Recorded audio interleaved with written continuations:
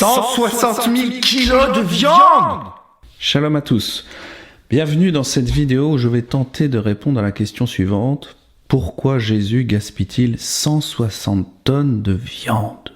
Alors je vais tout d'abord vous remettre dans le contexte de cette petite histoire que l'on trouve dans les évangiles et notamment dans Marc chapitre 5.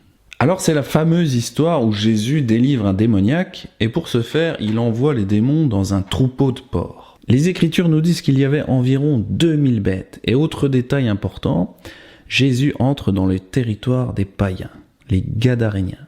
On verra plus tard en quoi c'est important. Alors en lisant cette histoire, je me suis posé la question, qu'est-ce que ça représente 2000 porcs? Donc je suis allé voir sur le site d'une ferme sur internet qui vend des porcs entiers. Alors sur ce site il est écrit qu'un porc entier ça représente à peu près 80 kg de viande. On sait qu'un porc, ça pèse entre 100 kg et 300 kg. Il y a certaines femelles qui peuvent aller jusqu'à 500 kg, voire plus. Un ami m'a dit que dans certains pays, un porc, ça peut nourrir une famille pendant une année. Mais bon, 80 kg de viande multiplié par 2000, voilà d'où je tire mes 160 tonnes de viande. Alors, outre l'aspect gaspillage, il y a aussi l'aspect financier de tout ça. Je suis allé voir sur le site, et le porc de 80 kg, ils le vendent à 5,90 €. Et quand vous faites la multiplication avec les 160 tonnes, eh bien vous arrivez à quasiment 1 million d'euros. Donc en plus de gaspiller 160 tonnes de nourriture, Jésus va aussi ruiner ses éleveurs. On le voit à la fin de l'histoire, les gens de la ville, ils lui demandent casse-toi, parce que 1 million d'euros, on peut comprendre que ça les ait un petit peu énervés. Alors pourquoi je me suis posé la question ? Eh bien, on sait une chose, c'est que Jésus, c'était pas un gaspilleur. Et ça paraît logique, n'importe quel croyant, s'il est un tant soit peu sensé, il ne jette pas de la bonne nourriture. Quand vous avez de la nourriture, eh bien, soit vous la mangez, soit vous la partagez à vos proches, ou même vous la donnez à des pauvres, mais en aucun cas vous la mettez à la poubelle comme ça. Au pire, moi ce que je fais souvent, c'est que je donne à mes poules, vraiment, les restes. Alors il y a un verset dans les évangiles qui nous dit que Jésus c'est quelqu'un qui n'aime pas le gaspillage. On peut trouver cette histoire dans Jean chapitre 6. C'est au moment où Jésus va prendre les 5 pains et les 2 poissons et va les distribuer à la foule. On peut lire dans Jean chapitre 6 verset 12, il dit à ses disciples, ramassez les morceaux qui restent afin que rien ne se perde. Donc voilà, vous avez Jésus qui a fait un miracle. Il a produit une abondance considérable de nourriture. Les Écritures nous disent qu'il y avait 5000 hommes, et donc avec les femmes et les enfants, ça devait être vraiment une quantité énorme. Mais pour lui, c'est pas une raison pour gaspiller. Il ordonne à ses disciples de ramasser ce qui reste. Donc voilà une première incohérence dans le comportement de Jésus, dans cette histoire avec les démoniaques et les 2000 porcs. Il se met à gaspiller de la nourriture alors que ça ne lui ressemble pas du tout. Donc en arrivant, Jésus il rencontre ce démoniaque qui est possédé par plusieurs démons. Et là on voit les démons qui commencent à négocier avec Jésus. Et chose étrange, deuxième incohérence, Jésus accepte leur demande. Là encore, ça ne va pas. Ça ne colle pas avec le reste des évangiles. Pour ceux qui ont déjà lu les évangiles plusieurs fois, ça devrait nous choquer, puisque en général Jésus est impitoyable avec les démons. Il est très sévère, on peut lire par exemple dans Matthieu 17, verset 18, Jésus parla sévèrement aux démons. Dans un autre passage, il est dit, Jésus le menaça, disant « Tais-toi et sors de cet homme !» Ça c'est écrit dans Luc 4, verset 35. Donc d'habitude, Jésus il négocie pas avec les démons. Il ne leur permet même pas d'ouvrir la bouche. Alors dans cette histoire, on voit un Jésus tout à fait anormal. Et quand on connaît un peu Jésus, dans les autres histoires, voilà comment ça aurait dû se passer. Jésus serait arrivé, et les démons lui auraient demandé « Est-ce qu'on peut aller dans le troupeau de porcs, s'il te plaît ?» Et Jésus leur aurait dit quoi ? « Mais taisez-vous, je vous permets même pas de parler, vous sortez de cet homme tout de suite, vous laissez les porcs tranquilles, je ne vais pas gaspiller toute cette nourriture qui pourra nourrir des milliers et des milliers de personnes. » Donc voilà comment ça aurait dû se passer avec un Jésus classique, normal. Donc la grande question de cette vidéo, c'est pourquoi, tout à coup, Jésus il se met à négocier avec des démons, il accepte leurs demandes, et en plus, il gaspille de la nourriture, et en plus, il ruine des éleveurs. Qu'est-ce qui se passe ? En réalité, ce passage reste incompréhensible si on lit le texte avec un regard de chrétien moderne. La clé pour comprendre ce passage, c'est très simple. Il suffit de connaître la doctrine de Jésus.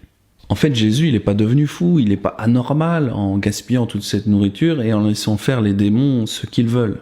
En fait, Jésus, dans ce passage, il est tout à fait cohérent avec sa doctrine.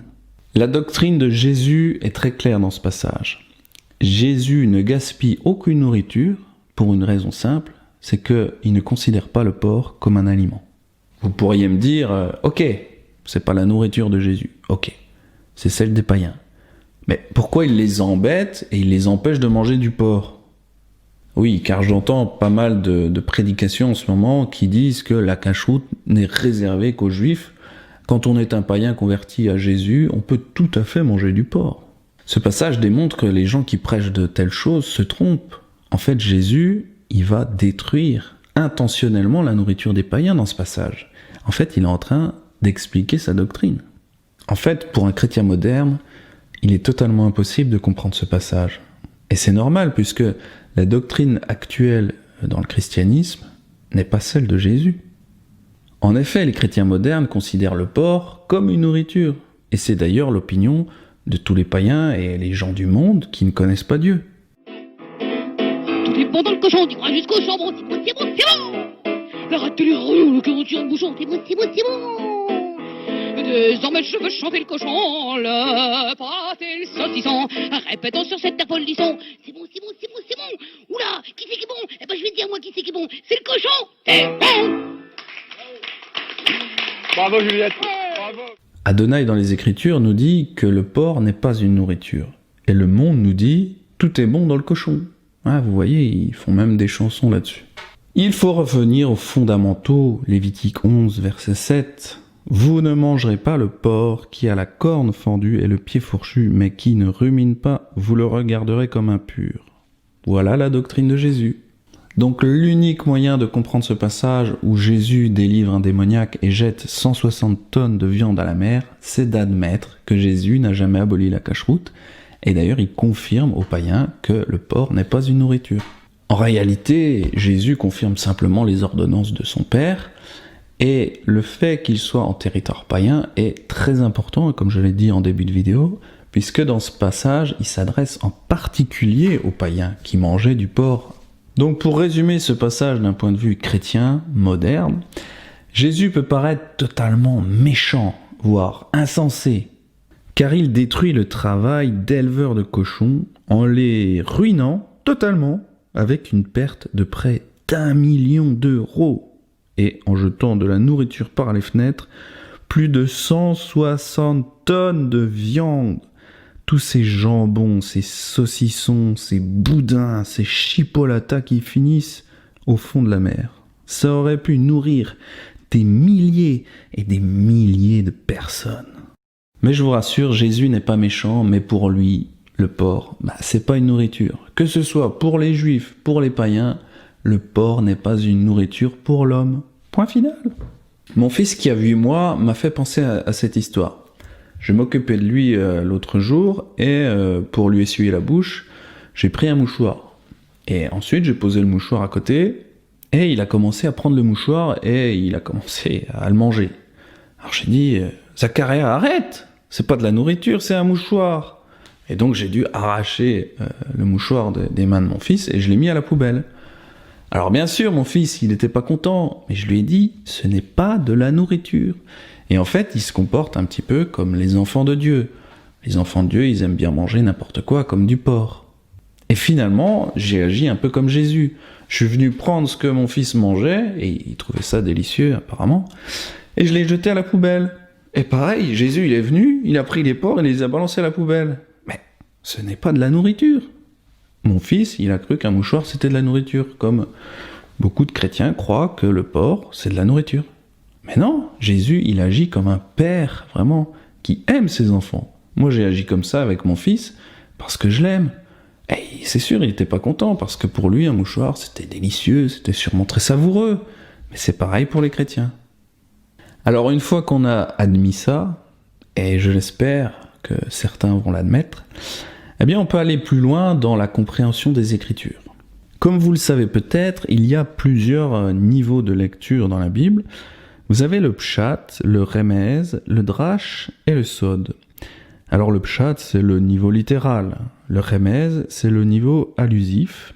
Le drash, c'est le niveau allégorique. Et le sod, eh bien, c'est le mystique, c'est-à-dire ce qui est secret. Et finalement, si on n'admet pas la doctrine de Jésus, comme par exemple le fait que le porc n'est pas une nourriture, eh bien, les Écritures nous sont fermées. C'est-à-dire que on va même pas comprendre le niveau littéral, encore moins le niveau secret, là. Et c'est ça que je veux vraiment vous faire comprendre dans cette vidéo, c'est que la clé de la compréhension des Écritures, c'est déjà de comprendre la doctrine de Jésus. C'est pour ça que je considère les fausses doctrines actuelles comme une sorte de muraille de mensonges autour des croyants. Ça les empêche vraiment de creuser les Écritures et de comprendre ce que Jésus veut leur dire. Sur un site de chrétiens orthodoxes, j'ai pu lire un article sur la pureté. En effet, dans la Bible, il y a des choses qui rendent pures et d'autres qui rendent impures, comme le porc, ou même le fait d'avoir un esprit impur, comme le démoniaque de cette histoire. Alors ces orthodoxes nous expliquent qu'il y a une méconnaissance de la définition des mots purs et impurs. En hébreu, le mot pur c'est tahor et le mot impur c'est tamé. Ces mots ont des sens plus profonds que simplement pur et impur. Tahor signifie transparent et tamé signifie opaque. Il sera plus juste de considérer la pureté comme une ouverture ou fermeture au divin.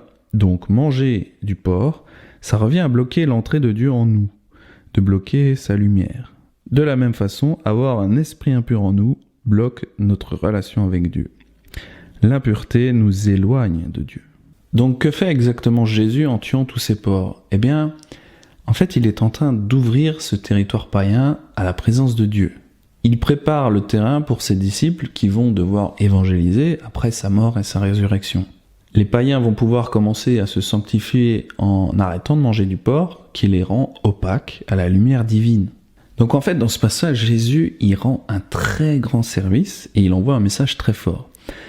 Il est venu faire une pierre deux coups. D'une part, il vient retirer l'esprit impur du démoniaque, et d'autre part, il vient retirer la nourriture impure de tout le territoire païen. On voit que la délivrance de Yeshua est à deux niveaux. Alors, on peut lire que l'homme démoniaque, il est nu quand il est rempli de démons. Et une fois que Yeshua le délivre, il est maintenant couvert d'un habit. Pourquoi l'Écriture nous donne ce genre de détails ? On s'en fiche un peu, non ? En fait, l'habit, c'est un symbole pour le salut et la délivrance, comme l'explique le passage dans Ésaïe 61, verset 10. « Je me réjouirai en l'Éternel, mon âme sera ravie d'allégresse en mon Dieu, car il m'a revêtu des vêtements du salut. Il m'a couvert du manteau de la délivrance, comme le fiancé sort d'un diadème, comme la fiancée se pare de ses joyaux. » Finalement, Jésus annonce quelque chose, si on sait lire entre les lignes. En fait, il est en train d'annoncer le salut pour les païens. C'est ce qui se passe dans l'histoire avec Corneille et Pierre dans Actes. On découvre que le salut est offert aux païens. Mais en fait, Jésus l'avait annoncé un petit peu avant. La délivrance de ce démoniaque et la destruction des 2000 porcs préfigurent l'ouverture du salut aux païens, comme on le verra plus tard dans Actes avec la rencontre de Pierre et de Corneille. Vous savez, quand j'étais dans une église évangélique, j'ai réalisé que je devais me priver de porc. Eh bien, vous savez quoi ? Beaucoup de chrétiens m'ont rayonné, ils m'ont rigolé. Ils se sont moqués de moi. Ce que je veux dire par là, c'est que c'est très difficile de se sanctifier quand on est dans une église de chrétiens modernes. Quand bien même il y aurait, mettons, un prédicateur qui viendrait pour prêcher qu'il faut arrêter de manger du porc, eh bien, il serait mis à la porte aussitôt. Ça me fait un peu penser à une prison, tous ces croyants qui n'entendront jamais parler de ces choses-là. Heureusement qu'il y a Internet et YouTube. D'ailleurs, si vous êtes un chrétien moderne, il n'y a qu'ici que vous pourrez entendre ce genre de message. Pensez-y un peu. Tous les dimanches, vous allez dans une prison où la lumière divine, eh bien, elle n'arrive pas à rentrer.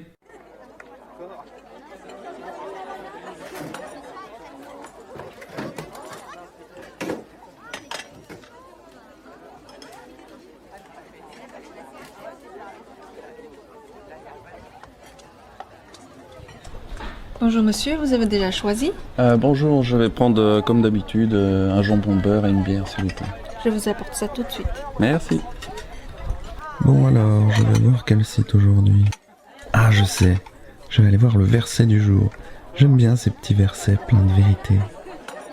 Alors aujourd'hui, c'est Ésaïe 66, 17. Qui mange de la chair de porc, des choses abominables et des souris, tous ceux-là périront, dit l'Éternel. Quoi?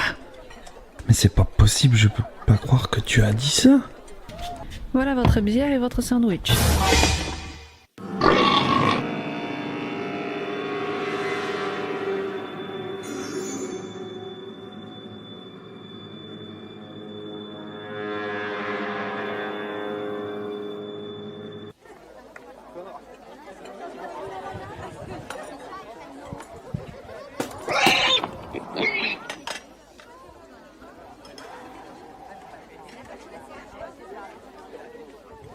Monsieur, vous avez laissé tomber votre sandwich.